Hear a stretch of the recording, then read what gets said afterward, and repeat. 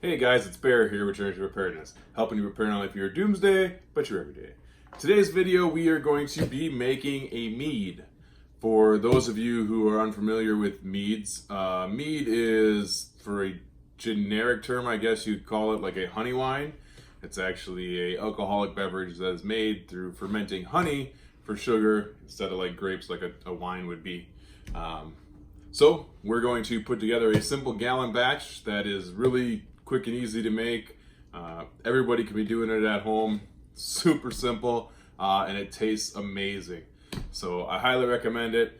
I recommend trying it yourself, not necessarily buying some of the store-bought ones, because some of those are just awful. If you find them at your local liquor store, some of them are just terrible, and I don't know why that is, but I found that making it myself is just so much better. I learned this method of making meads by a man named Michael Jordan, who has the Underground Meadery, and I will leave a link below to his webpage or his YouTube page. Right now he's currently doing 52 meads a year, and so you can go through that playlist, and he's doing all kinds of crazy stuff, and that's awesome. I also learned a little bit from a man by the name of Jack Spherico, who has the Survival Podcast, and that's where I got my blend of yeast that I'm going to use was from him, but a lot of the other stuff I get from watching Michael's videos, so I highly recommend checking him out, and we're going to go through that right now. As you can hear, I got some water heating up on the stove, and that is going to be to dissolve my honey in. I'm going to start here. We're going to do a mixed berry today, and it's real simple. I just went and bought this at Walmart. It's 16 ounces of a mixed berry fruit. So you open that up, and you're just going to put that. This is a gallon jug of apple juice that is emptied and just washed out and reused. It's nice because instead of spending extra money on a glass one, this is a little bit thicker. So it'll hold up for a while, and you know, if your kids drink apple juice or whatever, now you don't have to spend that extra money on a little carboy, because those can get kind of pricey, especially if you want to do a bunch of meads instead of just one at a time. So the great thing about this is that they taste amazing. I'm not a wine guy, so finding this and finding something I can make easy at home, it's less time than brewing beer or anything like that. So I highly recommend giving it a try. We're going to put all 16 ounces of this in here today. Try not to get my fingers too dirtied up here. We'll wipe that lid when we're done. Basically, the yeast is going to take all this sugar out from the fruit and all the sugar from the honey and turn that into a nice higher proofed alcohol. And we'll take that when we get there. There are some things you can purchase. I mean, if you want to try it once at home without, you don't need to. I'll make sure in another video I show you how to do what they call the balloon method for fermenting. I lost a blueberry. That's not gonna work.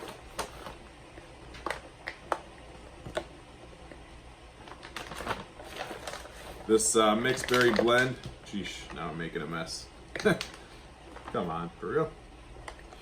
This mixed berry blend here is a mixture of raspberries, strawberries, blueberries, and blackberries. So you can do any fruit you want to add to it. You can do herbs. You can do, if you watch the 52 Meads a Year series, he's doing things like Dum Dum Suckers. And I just seen he did some with Mountain Dew. So what he did was he took the soda and let the carbonation out of it, and used that to make a mead. It looks really cool. I might have to try that one of these days. You turn this off quick. Doesn't get too hot there. It's already starting to steam up. We're getting down to the bottom of this here, so it's getting kind of messy.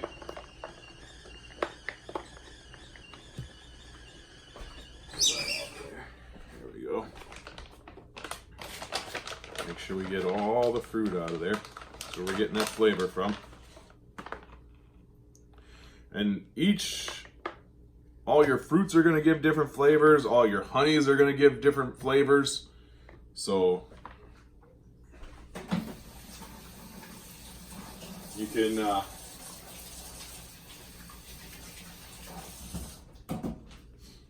definitely do some experimenting and trying different things with this. And because you're only doing 1 gallon at a time, you know, it's not costing you a ton of money or anything. You know, versus trying to do like a 5-gallon batch or something like that. It'll give you enough to let you know what you like and what you don't like. So this right here is just this is actually a from Costco. It's a Wisconsin raw unfiltered honey that they had there. It's a 3-pound jar, and we're going to use all 3 pounds of it.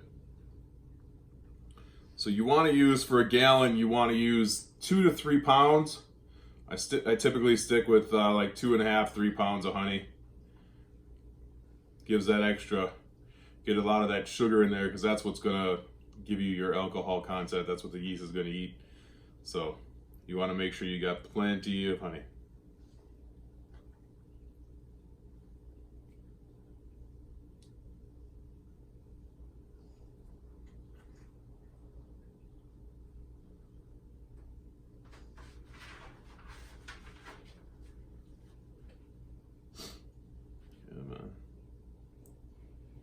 So we've got 16 ounces of fruit and 3 pounds of honey.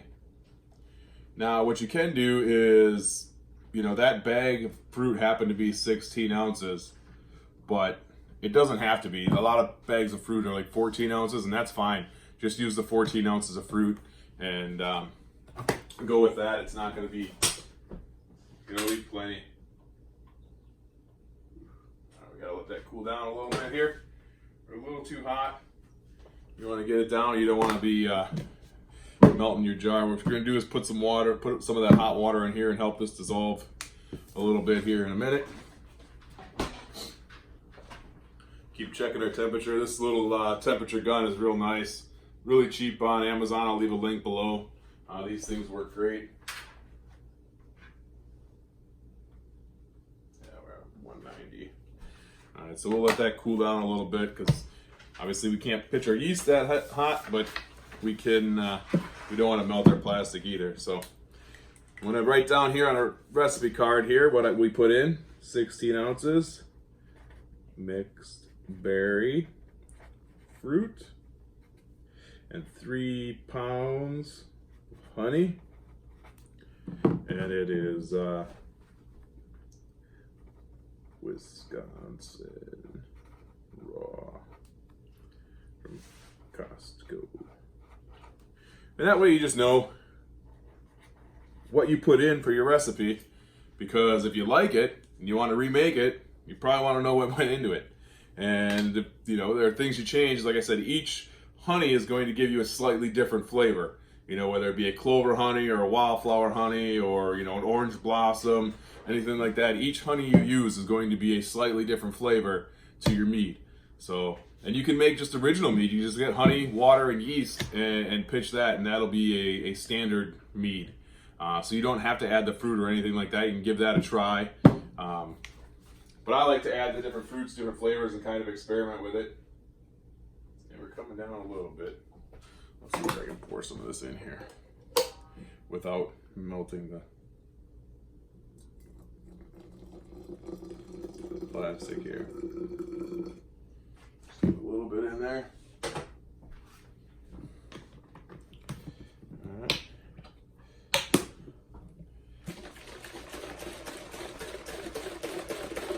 Get that, see, that dissolves all the honey now.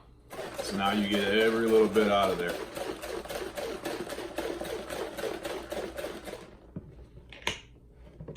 Open that up, make sure it doesn't spray out. And then just pour that into your jug.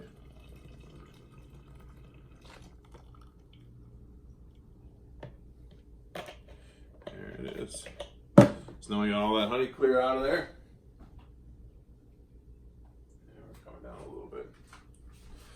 We'll get some of this water in here.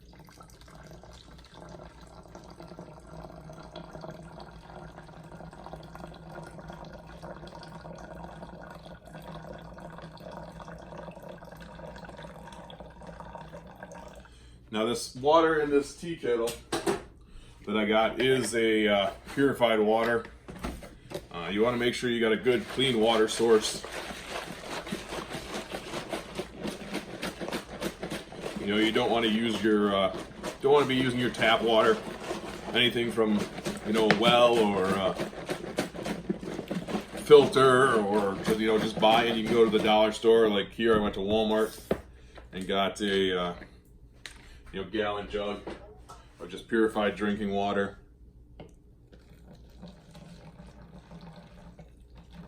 Add a little more into there.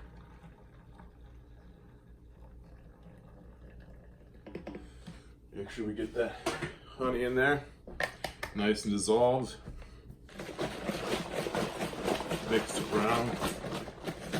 Get our fruit that's stuck to, everything's stuck to the bottom here. Shake that up.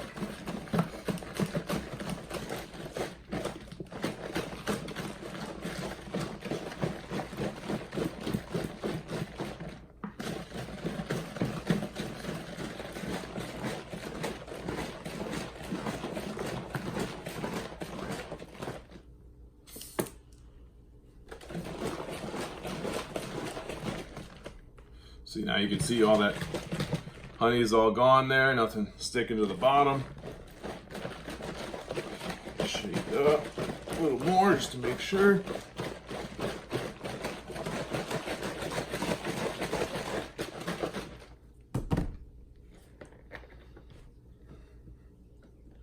Yeah, we're good there. Now we're just going to add some more water.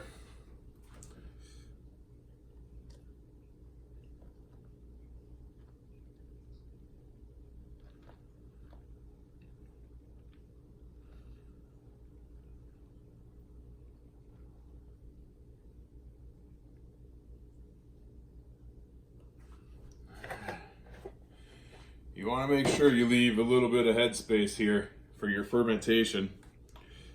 Temperature, we're at 72 degrees. That's what we started at.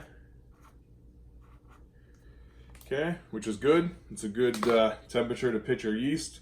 Now, one thing that I do that you can do if you start to get into it, you don't have to do it your first time trying it out. But you get this little set here. Let's rinse that out. And this will give you your specific gravity, which will give you your alcohol content or your potential alcohol content.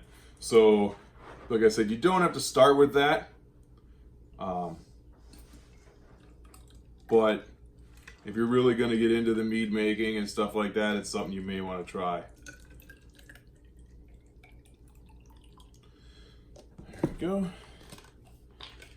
So now, give ourselves here a little, just what do we add here?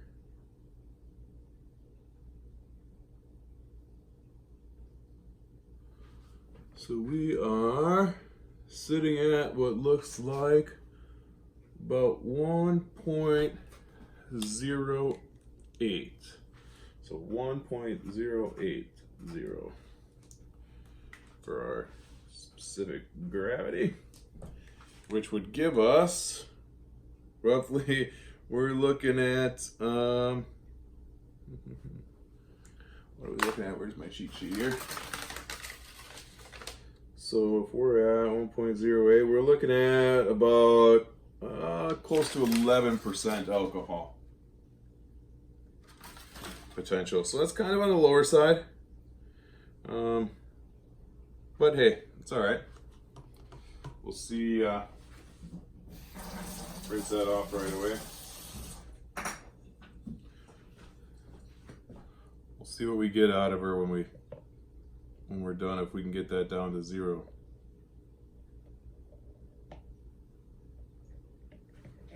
Okay. Make sure we rinse that out. One thing you want to do when you're doing this is rinse everything out right away. Obviously honey's sticky, but it helps keep from having to do a big thorough, sterile sanitization and stuff like that. You can do it, you can buy all the chemicals and do all that stuff, but if you take the time to get really hot water, rinse it out, clean it out, wash it out right away, you don't have to worry about that stuff, and then just re-rinse it, before. You're not making commercial grade mead where you're, sending it out to the public where the health department's gonna come and inspect your area. This is for you, your own personal. So, they didn't do it thousands of years ago, so why do you gotta do it now? So then what I do is I take the Cuvée yeast and the Premier Blanc, the Premier Cuvée and Blanc, and I do about 50-50 of each.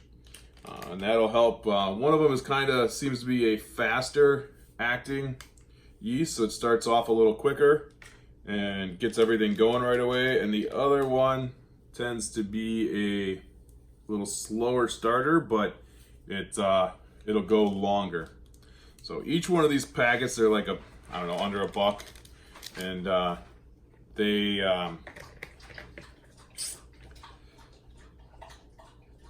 they're under $1, and each one of the packets is supposed to be for I think 3 gallons or something like that. So, but now give it a little jostle there, get that working, get that yeast mixed up in there, and then we're gonna put our airlock on.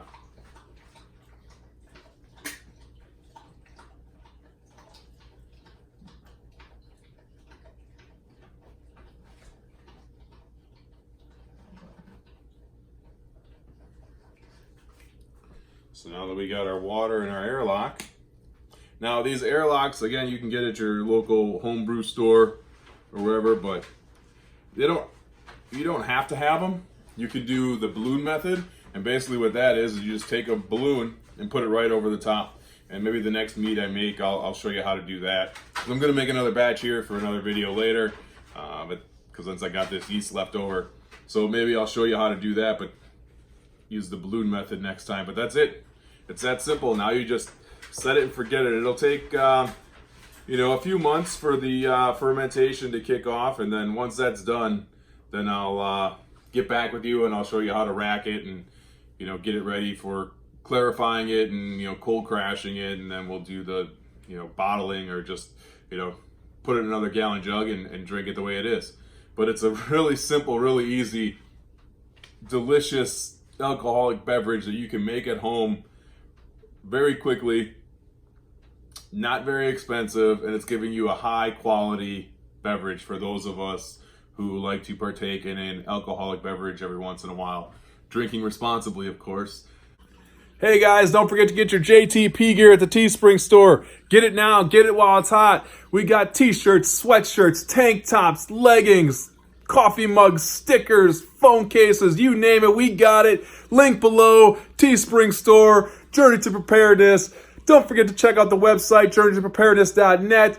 Don't forget to follow us on Facebook, Instagram, and Twitter. We'll get back to the video. Make sure you subscribe, make sure you like, make sure you share with your friends and family. Again, give us a follow. Get your gear at the Teespring store.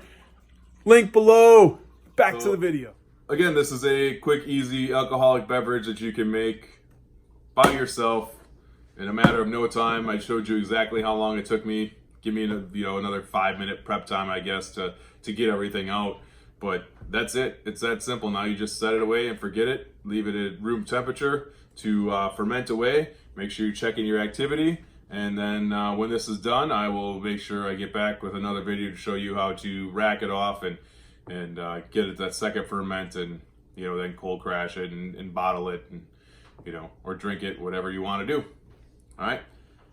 Again, this has been Bear with Journey to Preparedness, helping you prepare not only for your doomsday, but your everyday. Don't forget to hit that subscribe button, hit that like button down below, smash that bell so you get notifications every time we put up a video. Check out our podcast on iTunes, Stitcher, or Google Play. Check out our website, journeytopreparedness.net. Follow us on Facebook, Instagram, and Twitter. Until next time, peace, love, all the above.